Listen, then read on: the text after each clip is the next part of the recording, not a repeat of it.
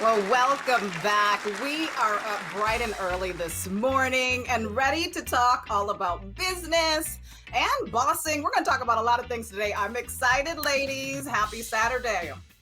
Happy Hey, Saturday. how's it going? I love my co-host, and Lasha Radich, she's on a much needed vacay, so you will see her back here next week. So let's get into it. Yeah. So I was reading this article done by the Harvard Business Review that was talking about if women are better leaders during times of crisis, right? So it had some interesting studies that kind of backed up that notion that women do lead better during tough times. So it kind of got me thinking, like, do you feel like to be a good leader, you also have to be liked?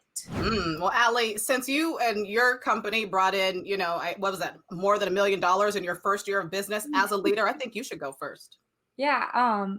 Well, as humans, we all have the desire to be liked and accepted, right? But there's a fine line between being liked and your need to be liked. So, when you're being too nice and you're kind of just overly compensating for their livelihoods, you're not doing what's best for the business. It's hard to avoid. It's hard to like have those tough conversations when all you want to do is be liked. I feel like there's a difference between needing to be liked and being a likable person. Yeah. I feel you on that, Allie. And, even as an employee, my parents always taught me you don't make friends with your coworkers, right? And I know there's levels to that too. Or you don't make friends with the people. You don't want to have too intimate of a relationship with people that you're doing business with. And I think that still stands in leadership. My husband's always reminding me, he's like, you act like you're friends with these people. I'm like, well, we are. We are all friends because I want to love on the people that are helping me build my business, build my brand. But at the same time, there has to be a line of demarcation that, when it's time for a serious conversation, I have to be able to do that. And I hope you still like me thereafter. Yeah. Michaela, you brought up that term that I had never heard of, the glass cliff theory. And it refers to a phenomenon of when organizations appoint women and minorities to top positions during the times of crisis, which goes into this conversation, because when the going gets rough, it's like they put those people into those positions who I feel like they're at more risk of failure at that point. So it's an interesting phenomenon. Yeah, I hadn't heard of this, Michaela, and expound a little bit on this. It's almost like when they know that, the bottom's going to fall out, they give the woman the job. Is that what this glass cliff theory is all about? Yeah, I feel like the way I understand it is like, well, first you have the glass ceiling, right? So we hear that a lot, and like you finally get through the glass ceiling, right? And you kind of break through that. And then there might be so few opportunities that you're taking kind of maybe whatever comes your way. And sometimes it might be that company that is in a crisis.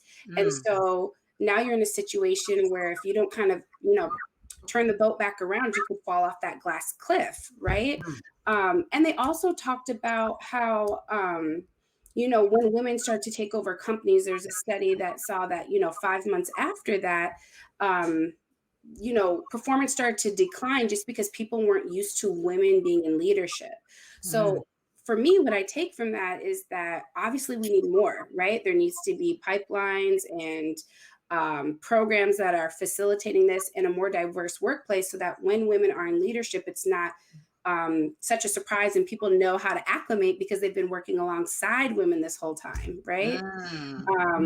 But what's really promising is that there's so many great stories about women who got, through that glass ceiling or on that glass cliff, but turned it around, right? And just feel like we're so used to kind of overcoming the odds that you're almost conditioned for it. And so, I think it can be, a tough situation, but I think a lot of women, exceeded in that situation. So, well, speaking of opportunities, I want to shout out today Yumi Nu. Yes. She has made history as the first Asian curvy model for Sports Illustrated. And I'm so happy to see it. It's refreshing after we've seen and witnessed a number of hate crimes and attacks in the Asian community.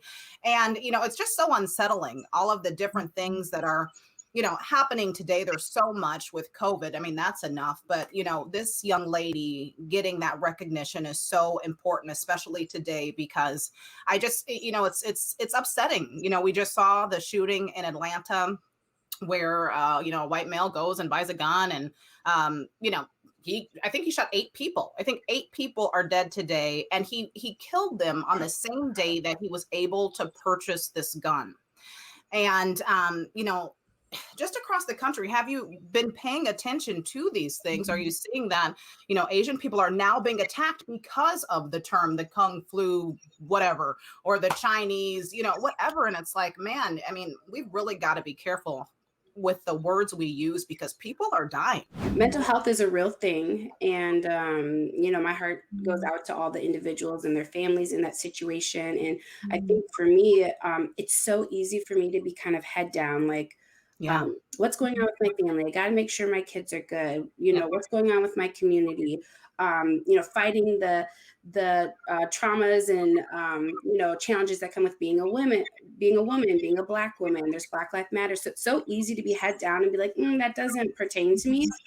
But that's not true, right? When we take a step back and continue to push ourselves to learn and be curious, I can really see that there's a system of oppression happening here, and that when we band together, we're much stronger. And so I'm just challenging myself to continue to kind of learn about these things, because there's so many dynamics that go into, the Asian hate and the hypersexuality that comes along with Asian women, and some of the things that, this man was kind of trying to blame these victims for.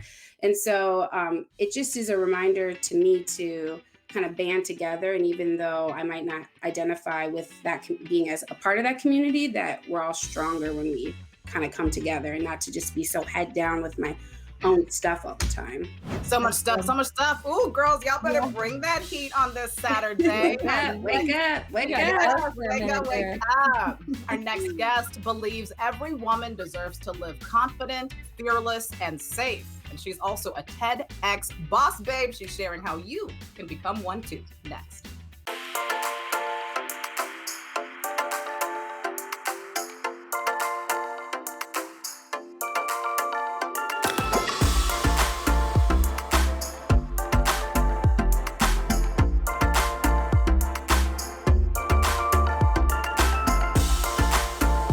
Marketing for local businesses is critical, but it can be pretty confusing.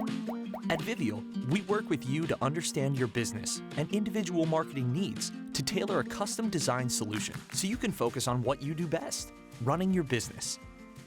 Want to learn more about Vivial's digital marketing services?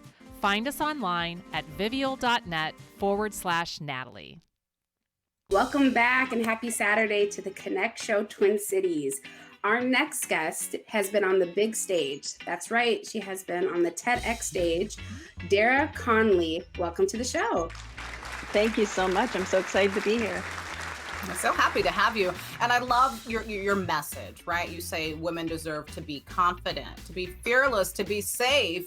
And I'm positive that this mindset that you have allowed you to rise to the top, to be a TEDx speaker. Talk about that experience. I know that's a goal for a lot of women in leadership.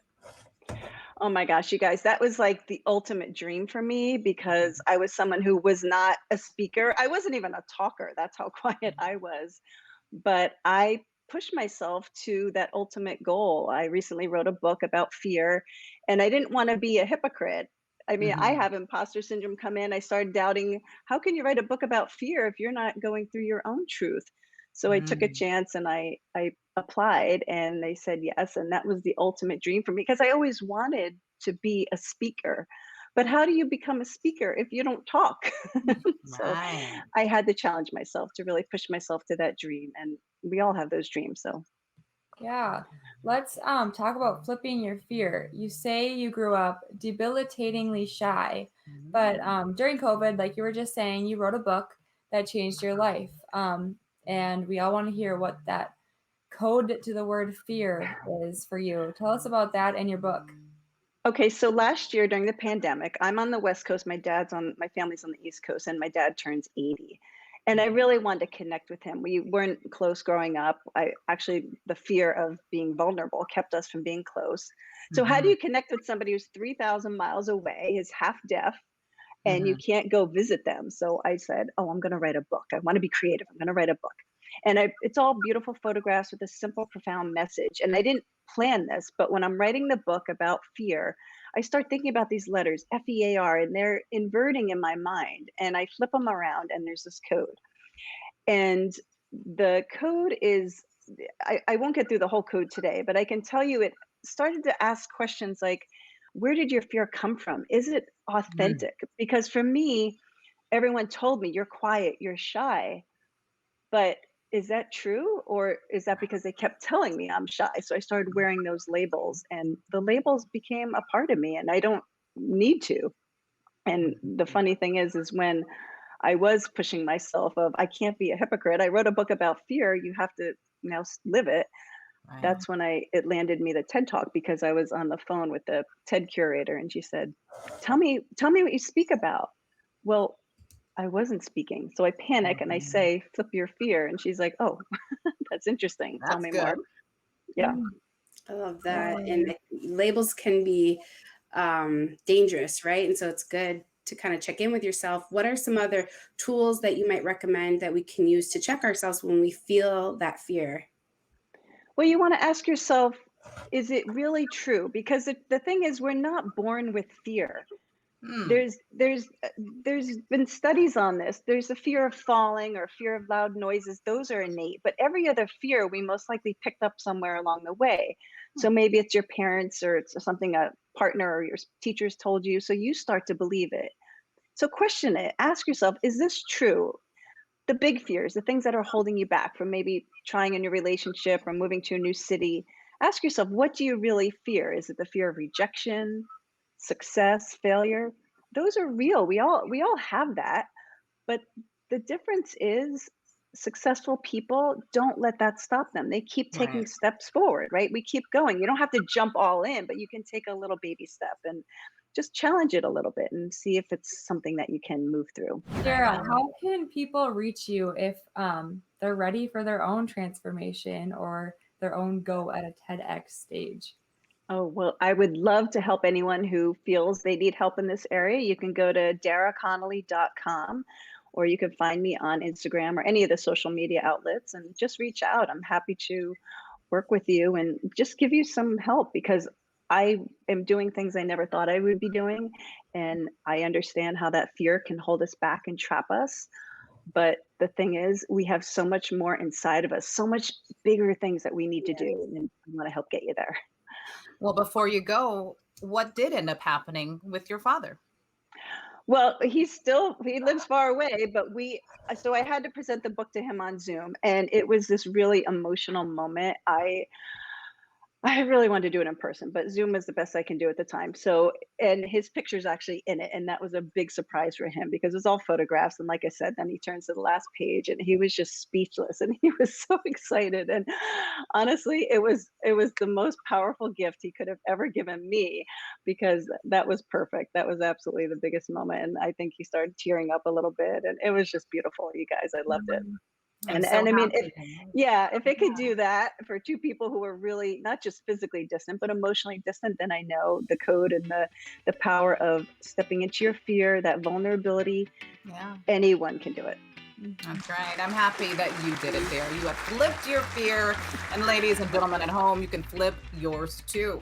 Coming up next, we are at the table with Chef Tommy Vincent. As you know, she's the matriarch of Vincent Country. She's talking all things podcasts, book, food, soul, love, fun. You won't want to miss it. She's coming up next.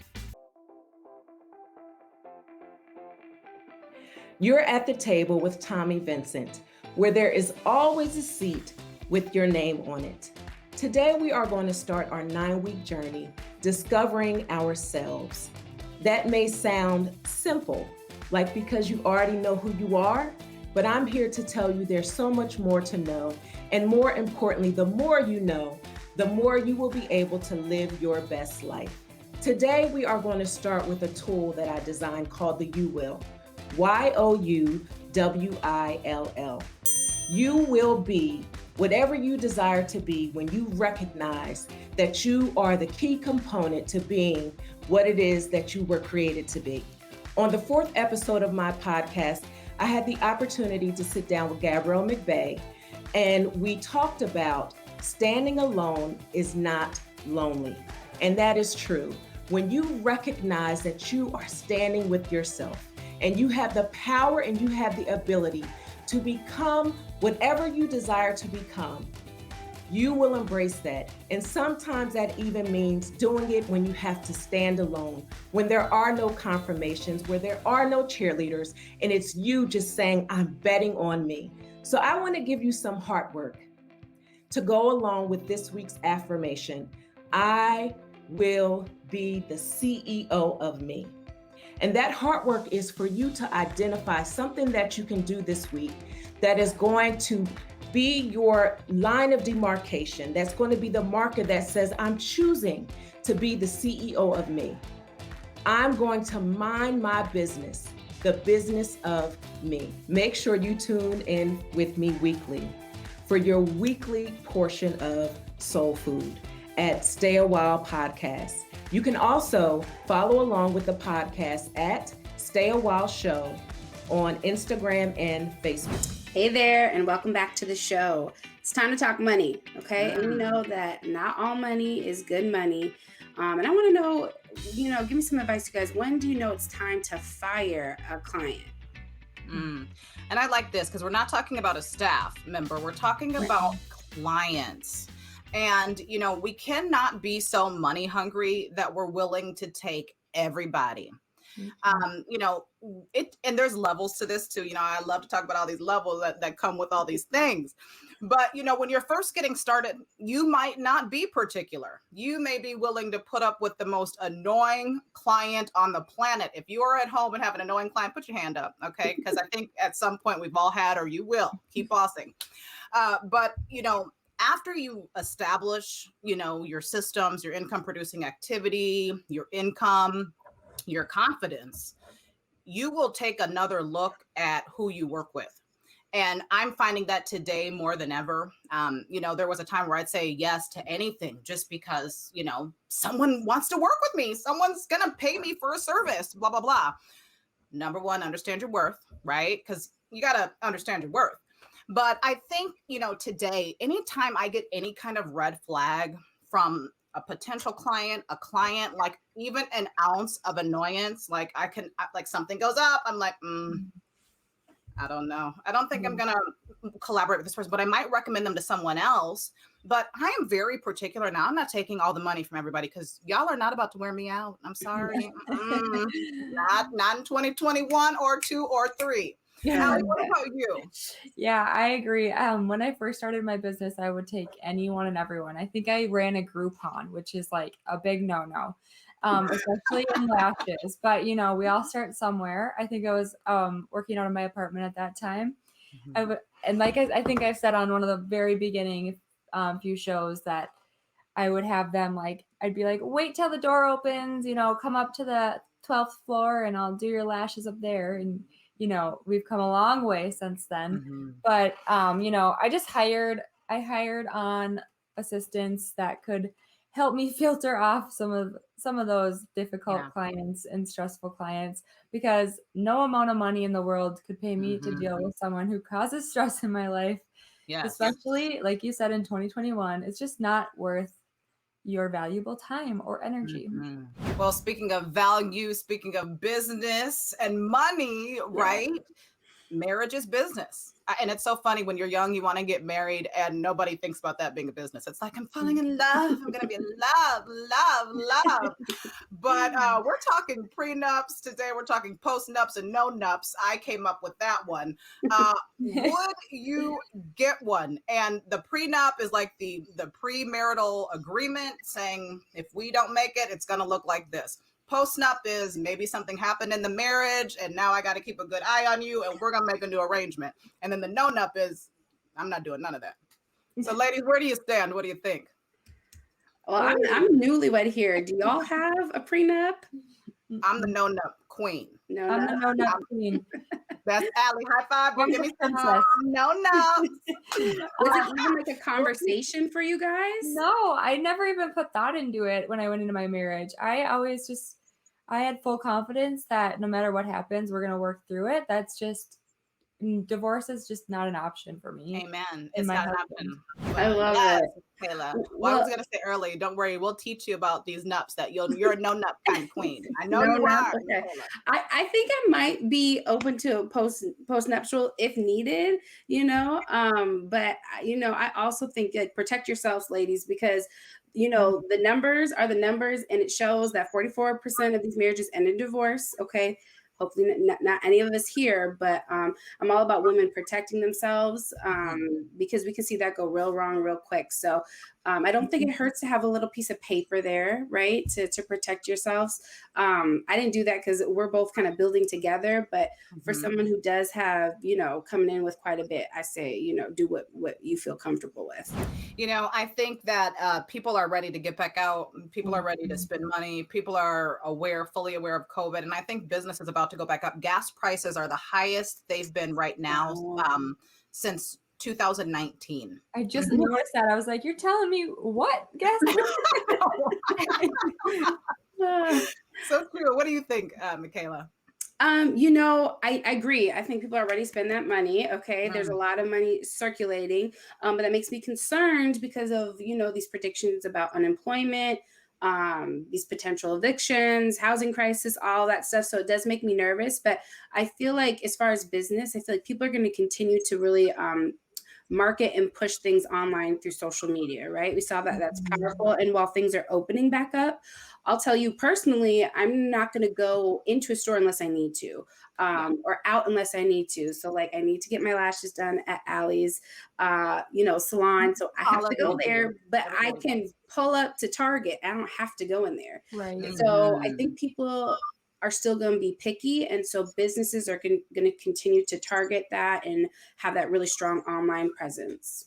Yeah, I agree. With these new COVID strains, I am really nervous now again, which I thought I was kind of like past the point of a nervous wreck especially with little ones. Like you guys have little ones. If it comes and these strains are affecting them, I'm not leaving my house.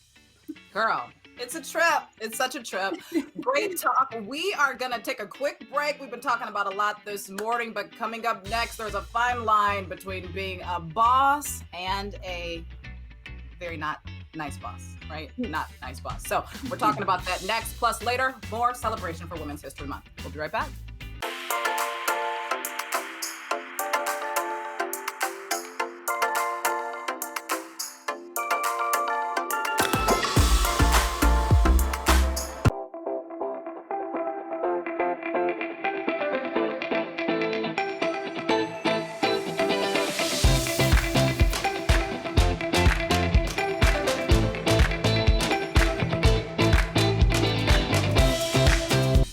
Welcome back to the Connect Show, Twin Cities. So this is good. We talk a lot about bossing. We've talked about money. We've talked about post-nups, prenups, no-nups.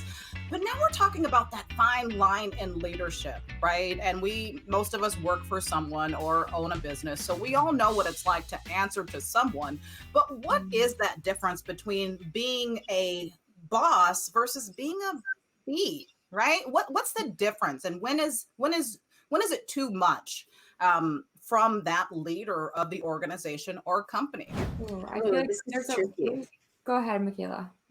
Oh, I was just gonna say, I feel like it's tricky, and I feel like the line is moving, which I think is a good thing, because I think women, if you were just stern or assertive or anything like that, then you were considered, just kind of being a bee and hard to work with. I think that, checking in with your employees will give you that feedback, right? And so if you're not retaining people, right? If you're struggling to create and maintain the relationships, or maybe, get new clients, those might be indicators that I'm going beyond just being direct and being unpleasant. So those might be some things to look at. Allie, what are your thoughts? Yeah. Without your employees, you would have no business, right? That's it. If you're not being good to your employees and leading them gracefully, You're not going to have a business. They're the face of your business. So treat them well. Like, for example, I'm getting all my girls massages in the next few weeks because they're working so hard. Our books are so full. I'm hiring on 4 girls right now, along with the 6 that I already have. And if I'm not going to treat them well, they're not going to be there to get the clients in. All right, so let's bring it to Women's History Month. Who are you ladies shouting out this week? Okay, there's so many. And so I watched the Grammys, it was like last week or whatever. And so I know we've been shouting out our moms. We'll just say it again. Shout out to all the moms, all of our moms here, just in case you're watching and you're like, you didn't shout me out. Shout out to the mamas. But the Grammys were so good. And so I'm going to shout out Meg Thee Stallion because I'm thoroughly I feel like. You went after that twerkulation with Cardi B? Yes. I mean, I feel like women performers, especially after the twerk. Okay. I feel like women performers don't get the justice that they deserve. I feel like guys can just go up on stage and like hop around, and these girls are in heels, full hair, full makeup, choreography. Well, some of them. Yeah. But, they're doing all of these things. And I felt like the Grammys, I was thoroughly impressed. Sometimes it's like hit or miss for me. But just on the fun side, on the light side, like I'm shouting out Meg Thee Stallion, all the female performers, because they need, they don't get enough love. So how about you? I love me some Megan Thee Stallion, girl. Yeah, so I concur. What about you, Miss Allie? Okay, this is funny because she's like I love her. She makes me laugh every week. Katy Perry. Oh, yes, Katy Perry. We all love her. I literally love her. I love American Idol. I think we talked about this a couple days ago. It just makes my week. You can't peel my smile off my face when I'm watching it. I just sit there and I'm like, I love listening to the good music. There's such great singers. And then Katy is just like hilarious. She just makes my day. She's a total boss, babe. That's a good one, Allie. So good. And this is our last week sharing our Women's History Month shout outs. But I am going to shout out my other Mary. Last week, I shouted out Mary Cuny, whom I love. And I forgot to shout out my second Mary. So I'll do that today. And that is Mary Kay. Mary Kay has literally changed my life. I was a pink Cadillac driving sales director before I transitioned into building the Connect, and every single executive leadership skill that I've obtained and, really been educated on were skills and lessons that Mary Kay teaches. There's a Mary Kay way to do business, and that Mary Kay business plan is taught at Harvard and several other Ivy League schools in the country. She developed and created the formula for network marketing and multi-level marketing. And she's just so amazing. And if you're at home and you're in sales, you need to only know 4 things. You need to know how to book, how to coach, how to sell, and how to recruit. And if you can do those 4 things, you can build a million or billion or whatever number empire you want. So Mary Kay has a great book. I recommend everybody go read it if you're a woman in business. Love that. Happy Women's History Month. Yeah. If you missed an episode, feel free to binge watch all of our past shows on YouTube at Natalie's Network. Awesome. Well, thank you so much for being here. We will see you next week, Twin Cities. Bye.